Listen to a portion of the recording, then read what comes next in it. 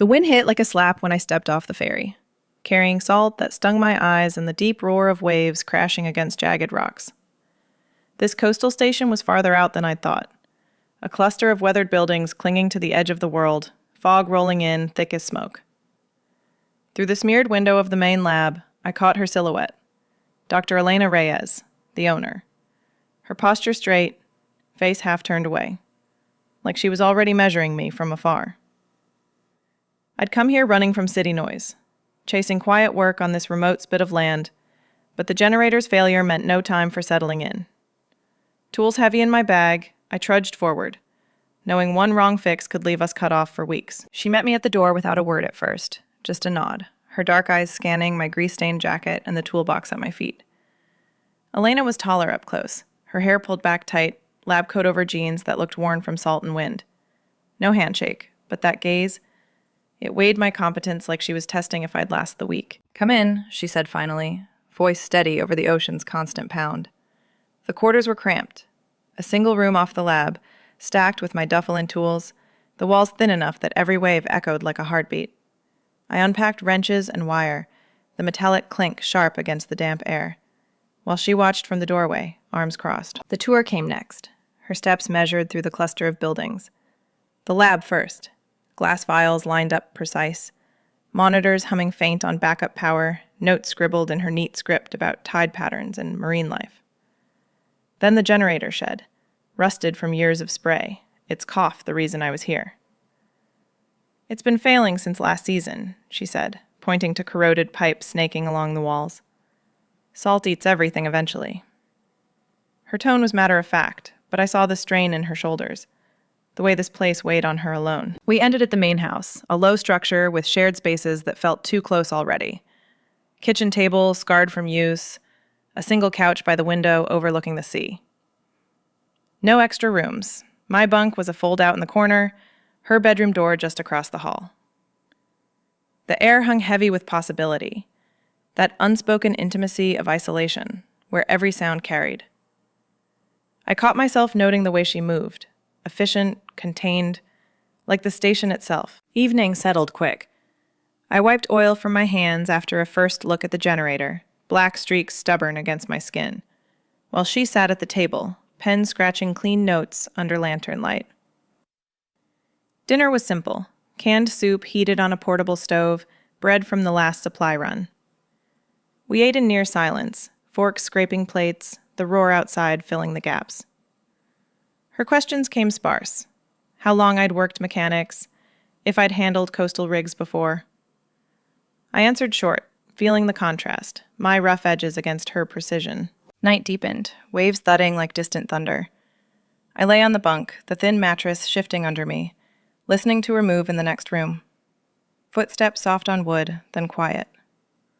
What kept her out here, I wondered, so guarded in this nowhere place? The storm clouds gathered on the horizon by morning, dark shapes promising more than rain, pulling us into the rhythm of repairs and waiting. As days blurred, the work set in. Morning started with the spray hitting my face, wrench in hand against pipes eaten by salt. Elena watched from the lab window sometimes, a shadow behind glass, her presence steady but distant. Meals stayed sparse, talk of tides and forecasts veiling the silences that grew heavier, like fog off the water. Gestures built respect, her passing a rag without asking, me holding a light while she checked samples. Nights amplified questions about her reserve, the wind howling answers I couldn't hear. Then the failures escalated. Sparks from the generator, warnings of worse to come. The spray never let up those first mornings. Cold needles against my skin as I crouched by the pipes, wrench turning slow against the corrosion. Salt had bitten deep into the metal, flaking red under my fingers, the ocean's roar drowning the clank of tools. I'd scrape away the buildup, feeling the burn in my shoulders, the damp seeping through my jacket until it clung like a second skin. Elena's lab window faced the work area, and I'd catch her there sometimes, a shape unmoving behind the glass, arms folded, watching without a word. It wasn't judgment in her stance, just assessment, like she was logging data on whether I'd break before the job did. By noon, the wind would pick up, whipping salt into my eyes. But the rhythm held. Fix what I could, test the flow, move to the next leak. Her presence pulled at the edges of my focus, steady, silent, a counterpoint to the chaos of waves. I'd wipe sweat and brine from my brow, glancing up to find her gone, back to her samples. But the weight of that gaze lingered, heavy as the mist. Meals brought us inside, the kitchen a narrow space where the table sat between us like a barrier. We'd heat whatever was on hand, fish from tins, rice boiled thick, forks scraping bowls while talk skimmed the surface. "Tides are pulling stronger this week," she'd say, eyes on her plate, voice even. I'd nod, mention the forecast I'd heard on the shortwave. But the words masked thicker silences, pauses where the crash outside filled in what we didn't voice. Her hands moved precise, folding napkins neat, while mine left smudges on the edge of the table.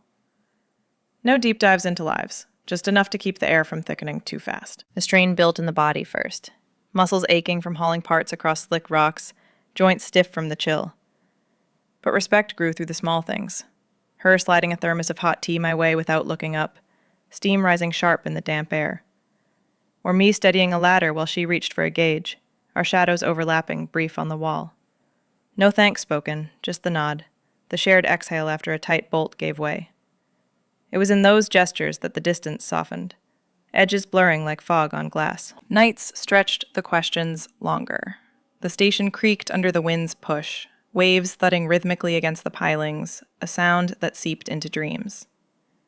I'd lie on the bunk, salt-crusted clothes folded beside me, listening to her shift in the next room, footsteps pacing soft, then still. What held her reserve so tight? The way she measured every word, like giving ground meant losing it all. Isolation amplified it, turned the quiet into something alive, pressing against the walls. I'd traced the cracks in the ceiling, wondering if she'd ever let the mask slip, or if this place had sealed her in as much as it kept the world out. Then the failures ramped up. A pipe burst one afternoon, water spraying wild until I clamped it shut, hands slick and trembling.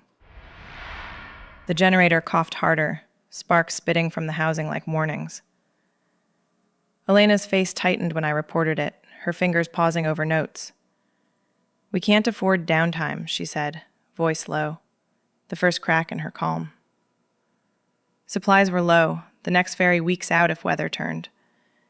The air between us shifted, urgency threading through the routine, pulling us closer to whatever crisis brewed on the horizon. The next supply run came with the wind already rising, gusts shoving at the boat as it docked against the rough pier.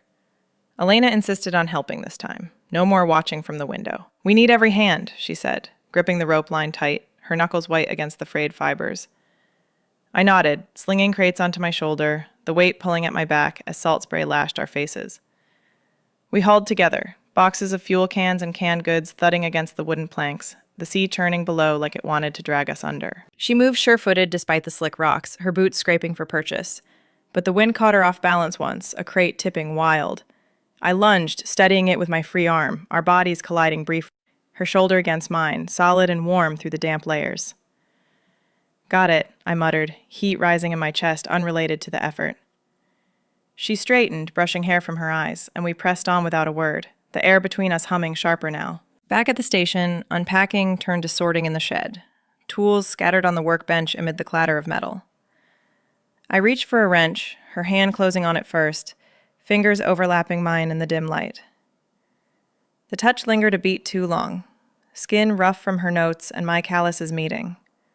A spark jumping quiet but insistent.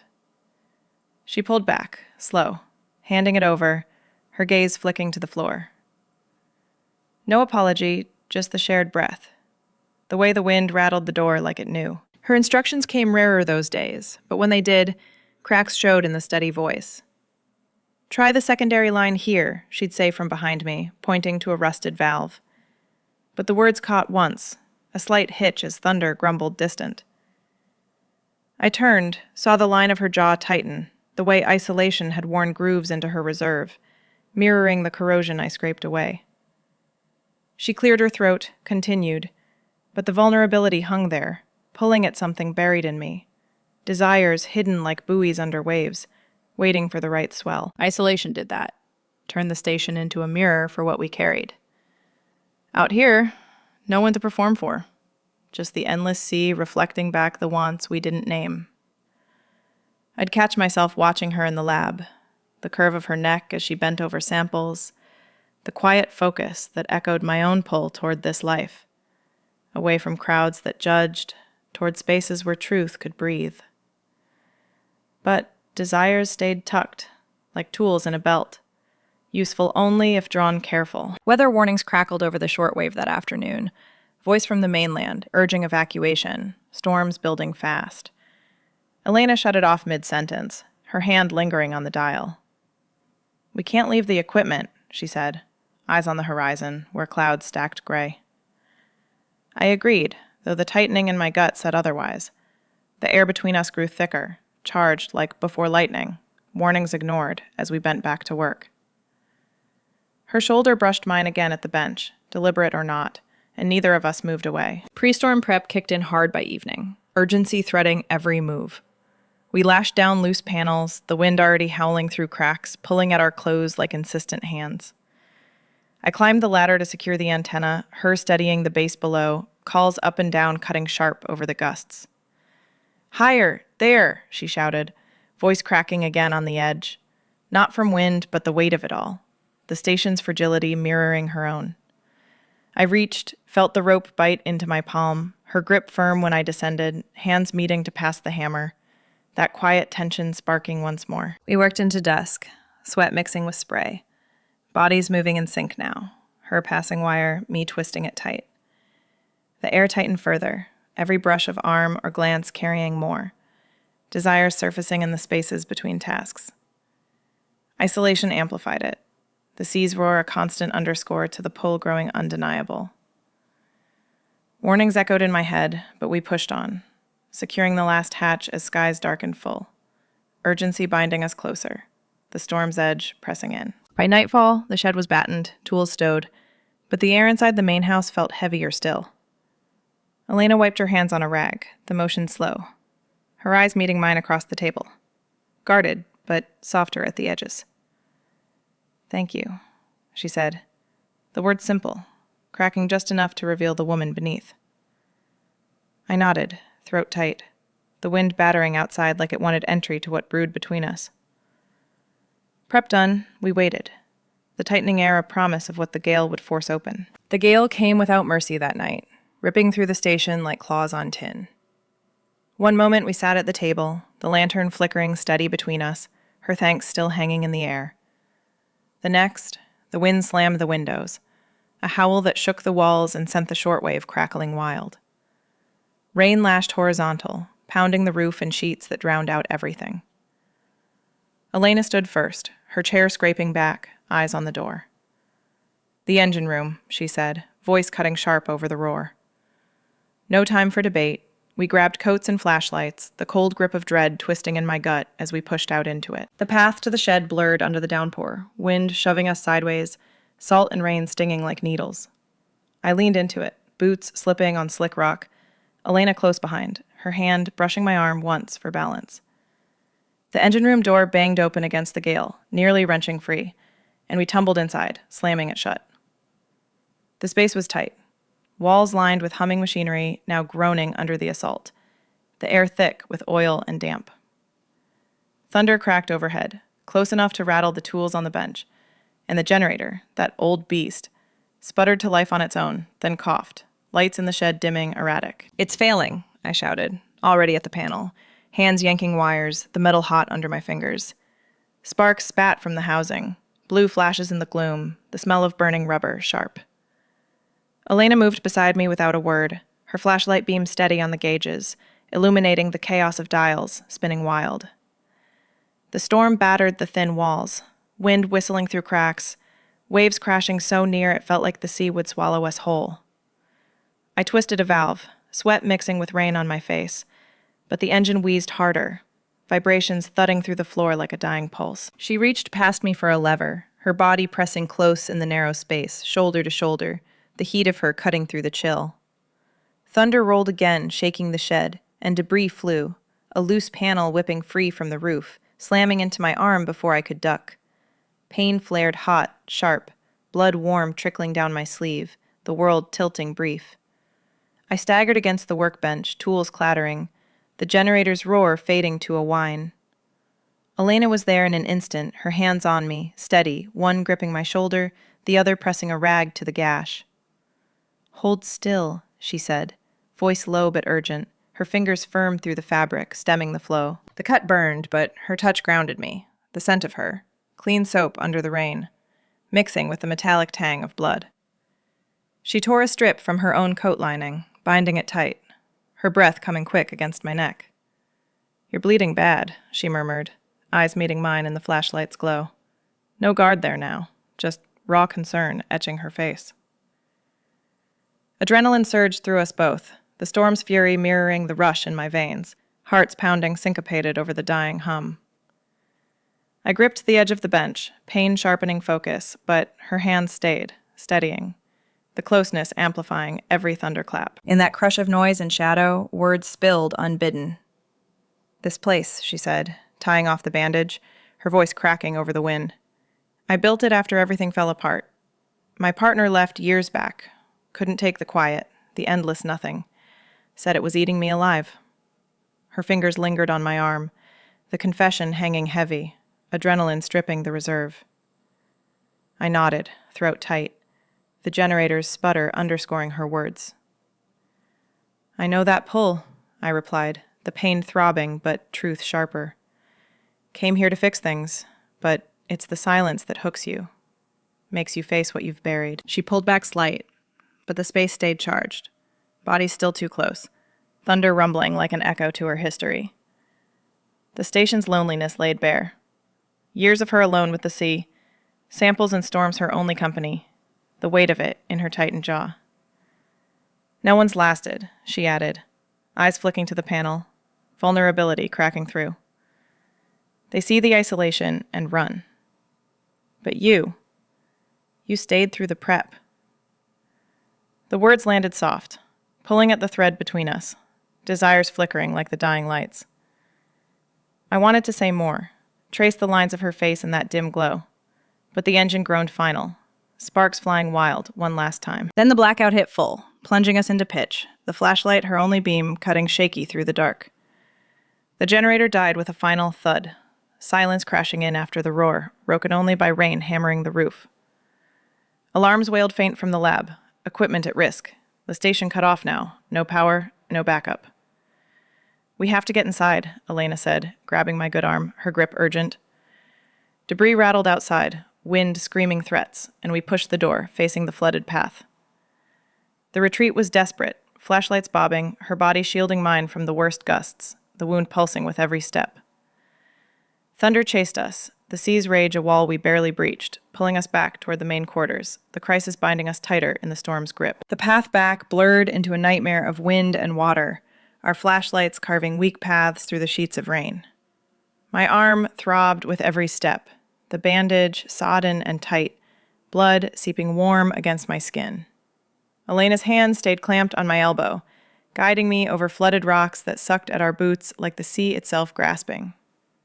Waves surged higher now, foam clawing up the embankment, the station's lights long dead behind us.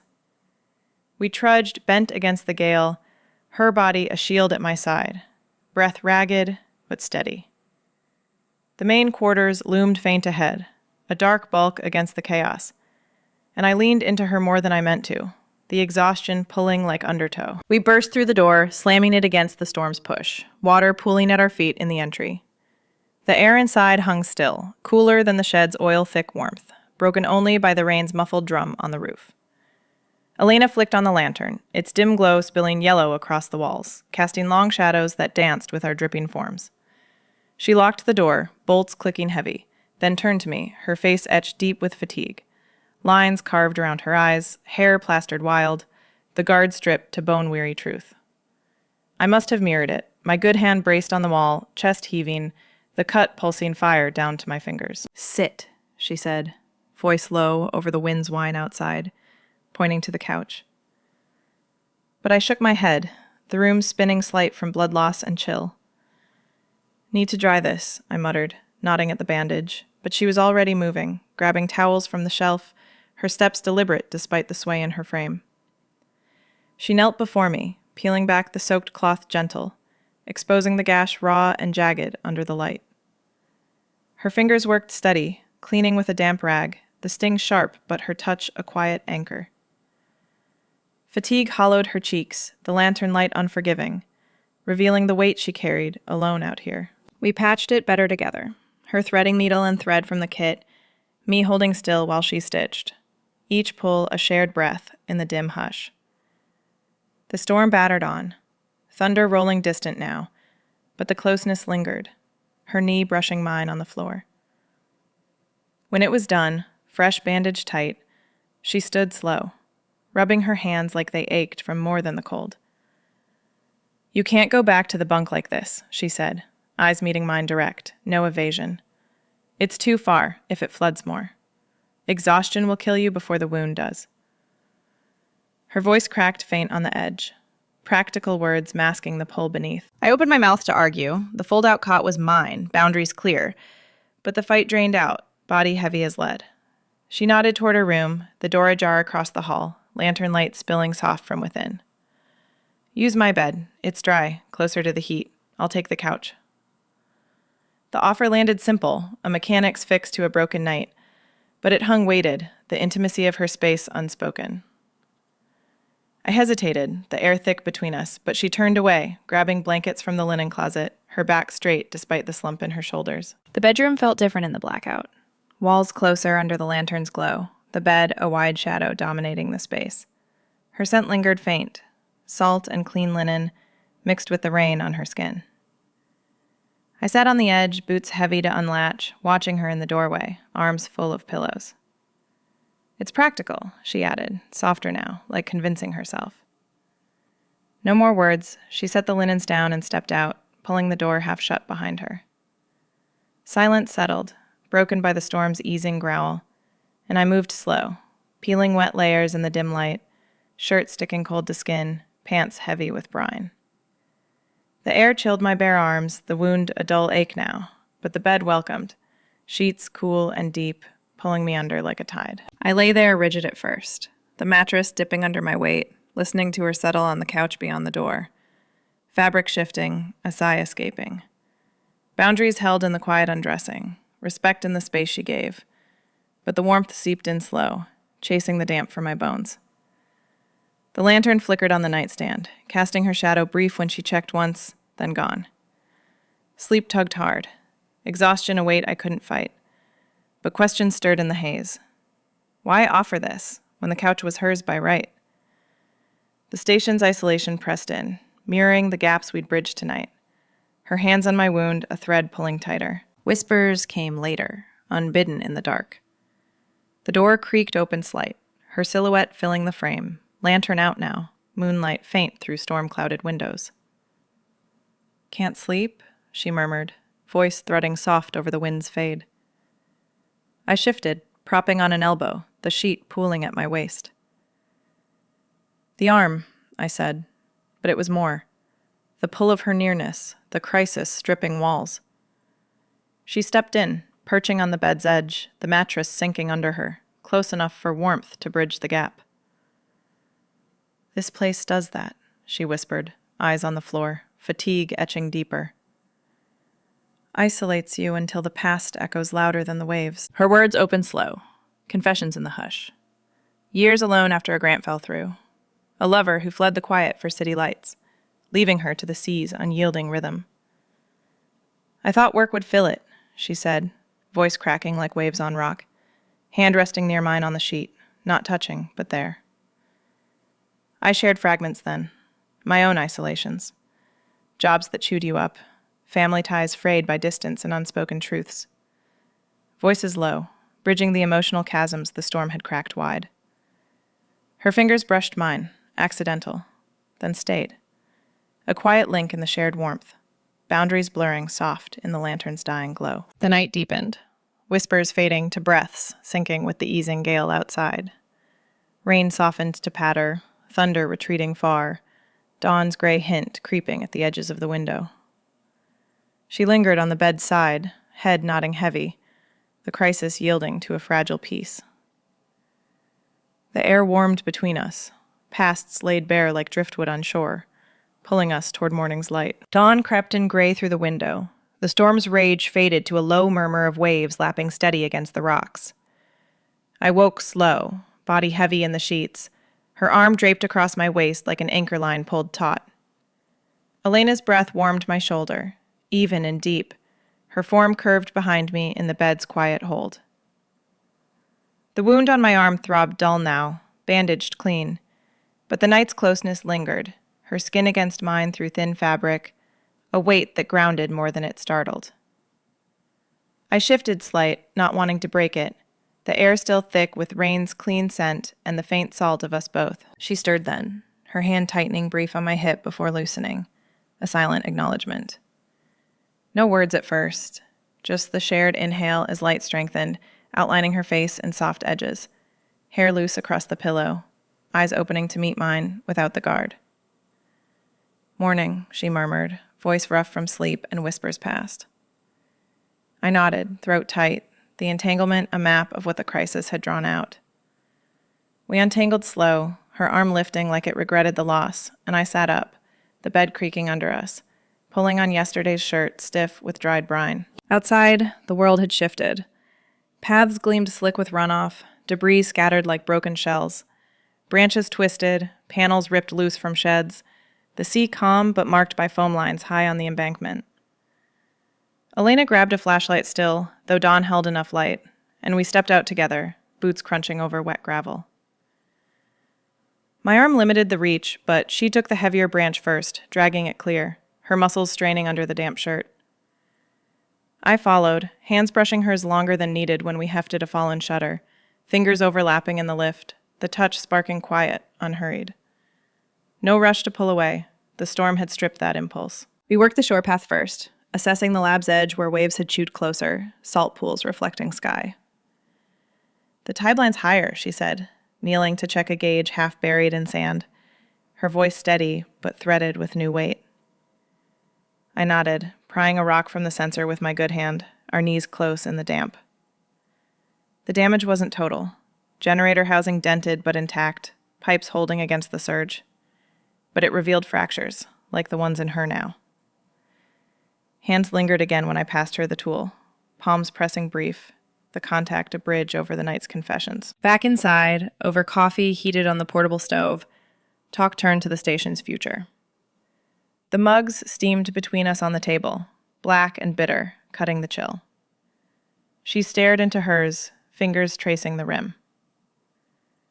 "This place was my anchor after the split," she said, eyes on the window where sea met horizon.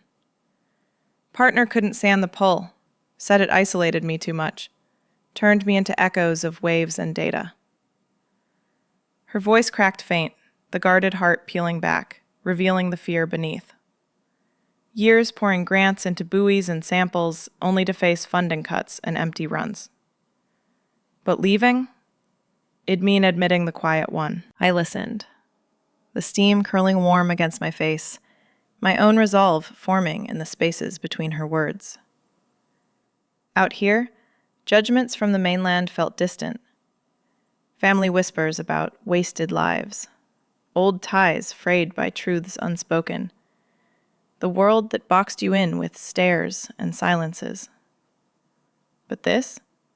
Her arm's anchor last night, built something solid against it. "The quiet doesn't win if you share it," I said, hand reaching across the table, not quite touching, but near. Her gaze lifted, vulnerability raw, the heart she'd guarded now half open, like a shell cracked by tide. Small acts wove in through the morning, rebuilding the rhythm with care. She changed my bandage fresh, fingers gentle on the skin, dabbing salve that cooled the ache, her touch lingering on my forearm, tracing veins like mapping currents. I fixed the loose door hinge while she held the light, our bodies close in the frame, breath syncing with the turn of the screwdriver. Lunch came simple, bread toasted crisp, fish from tins flaked over it, her passing the plate with a nod, eyes holding mine a beat longer, the space between tasks filling slow with these gestures. No grand declarations, just the care in her pouring extra coffee, in me wiping salt from the window so light fell clearer on her notes. The pull grew as afternoon wore on, sun breaking through clouds to gild the water gold. We cleared the last debris from the pier, hauling nets tangled with kelp, her laugh short and real when a strand caught my boot. But the decision loomed, ferry signal crackling faint on the shortwave. Next run in days, chance to leave if the arm worsened or supplies ran thin. Elena paused by the railing, hands gripping wood worn smooth by wind, her profile sharp against the sea. "You could go," she said, voice low, testing the air. "Job's done enough. No one's judging out here, but the world waits." Internal resolve hardened then, a tide turning firm. Staying meant facing the judgments head on. The mainland's eyes on two women building in isolation. The whispers that followed quiet loves, like shadows on waves. But leaving? It had cut the thread we'd spun. Her guarded heart closing again, my own desires sinking unvoiced. "The station needs fixing still," I replied, stepping closer, hand on the rail beside hers, fingers inches from touch. "And so do we." Her eyes met mine, the vulnerability affirming it, the decision point hanging like mist lifting. Stay and face the pull together, or let the sea claim what the storm had freed. Sunlight slanted sharp across the pier as we finished clearing the last of the debris, skies opening blue after the gray churn. Kelp strands lay twisted like old ropes, but the air felt lighter now, salt-scented and clean. Renewal in every glint off the water. Elena bent to gather a final tangle, her sleeves rolled high, muscles shifting under sun-warmed skin.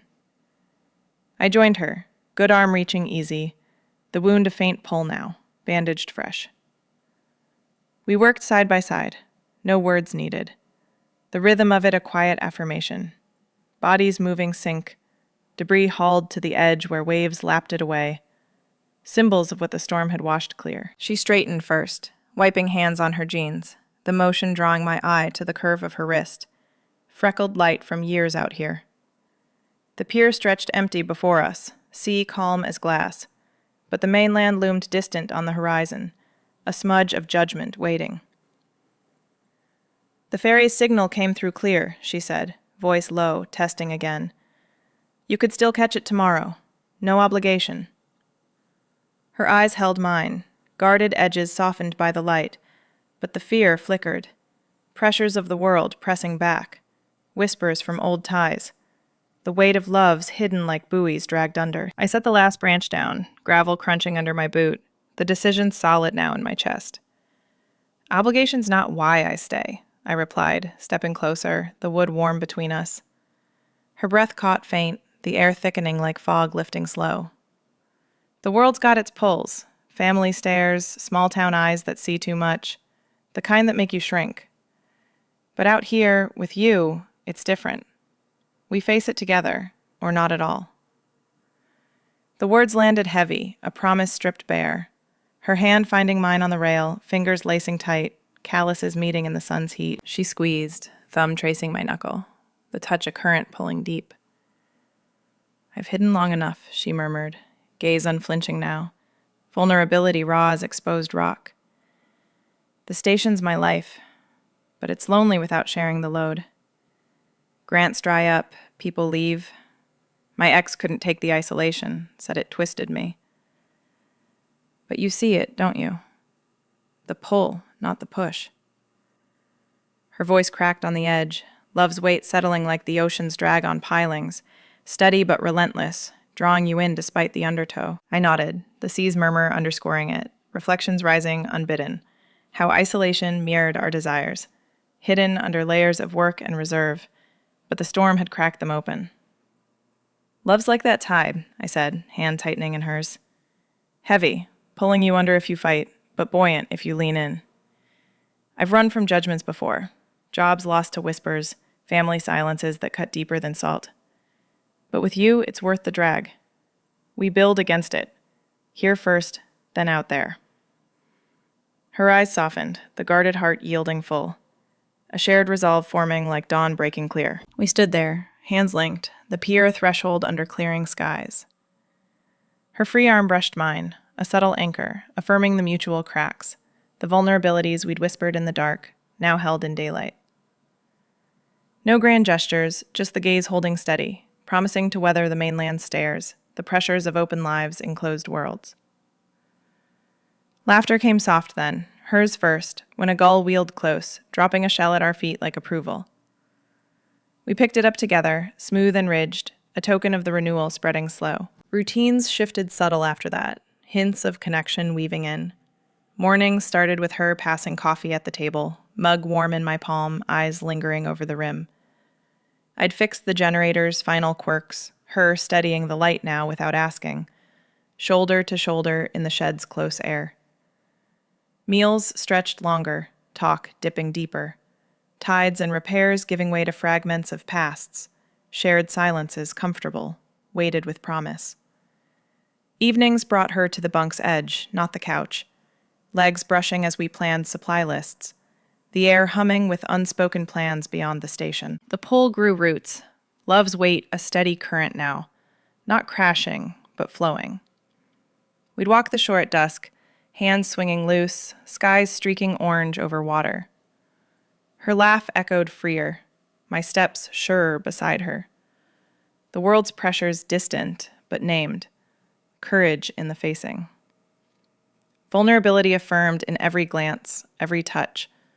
Her hand on my back guiding through fog, mine tracing her arm in quiet moments. The station felt fuller, routines alive with the ongoing thread, isolation no longer a cage, but a space to build bold. The horizon blurred where calm sea met endless sky, a line unbroken, pulling us forward together. If you've felt this quiet pull of hidden truths, share your story below. Subscribe for more tales of finding courage in the waves.